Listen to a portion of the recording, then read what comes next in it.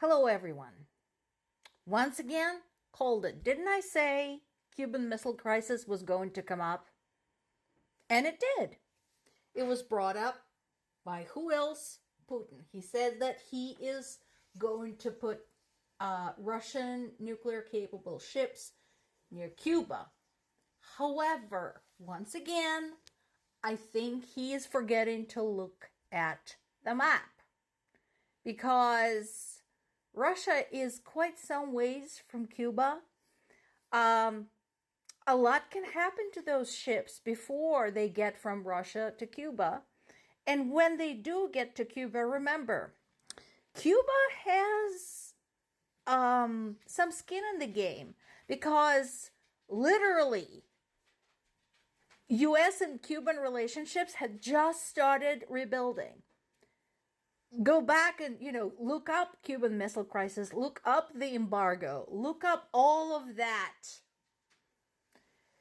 And it's finally starting to loosen up. It's finally getting better. So the big question, of course, is going to be, is Cuba really dumb enough to throw its lot with Russia? I hope they're not, because we already know, we have a history of anyone getting involved with Russia not ending up so well. At the same time, Putin continues to threaten Europe, saying that they're defenseless, saying that, Russia wouldn't even need to use nuclear weapons in Ukraine, which they had threatened before, in order to win in Ukraine. So, again, what I'm hoping is that the world's military intelligence agencies are smart enough to dig through all of this garbage and figure out what his actual plans are. And, he tried to throw out some clever words like nuclear doctrine and how it is a changing entity and so on and so forth. Basically, what he's saying, if we strip out all of the trash, is we just going to keep threatening everybody with nuclear weapons. We might decide to use them, we might not. That's their stance. What I want to point out to everybody is this is 21st century. Having lived through World War II, having lived through the first use of a nuclear weapon and knowing what it does, the fact that any country seriously makes statements about using a nuclear weapon against their neighbor is mind-boggling. You cannot blame this on ignorance. You cannot blame this on lack of historic perspective. The information is there.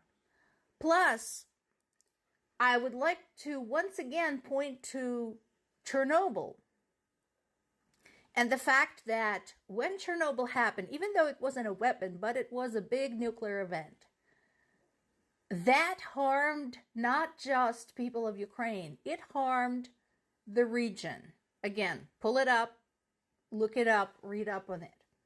Fascinating stuff. So, I think if he wanted to frighten people, I think he reached an opposite effect. I think Putin is scoring more points for everybody to basically say, you know what, they're ass crazy, let's get rid of this madman.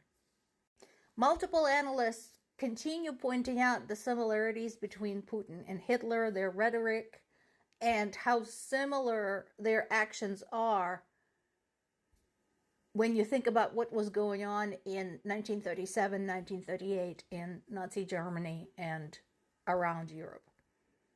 So, I said this before, I am not the only person. There are a lot of people with much better expertise on the subject who are much smarter than I am, who are saying the same thing. This is not just me. I am not fear-mongering. This is a thing. Listen to the experts. And the last but not the least, President Biden, who has half a century political experience. is saying the same thing. And he's saying the same thing as, again, all of us following Ukrainian conflict have been saying for 10 years now. We already know he's not going to stop, because Putin didn't stop when he hit up Georgia. Chechnya, a lot of people think, was the dress rehearsal for Ukraine. He didn't stop when he hit Crimea. He didn't stop when he unleashed his militants into Donbas. He didn't stop when the passenger airplane was shot down. He didn't stop when he unleashed full-scale invasions, until people of Ukraine stopped him. So, he's not going to stop of his own free will. All this talk about negotiations and diplomacy is nonsense unless it's supported by brute force. Now, speaking of some brute force, more good news from France. Again, huge thanks to France.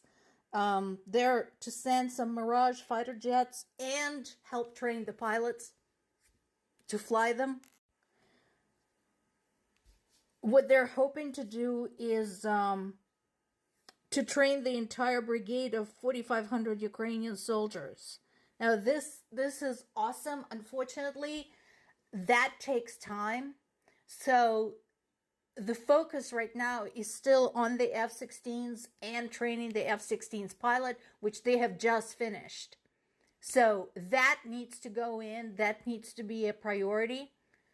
And we all know why. Now, I know this will give you a chuckle. It gave me a chuckle.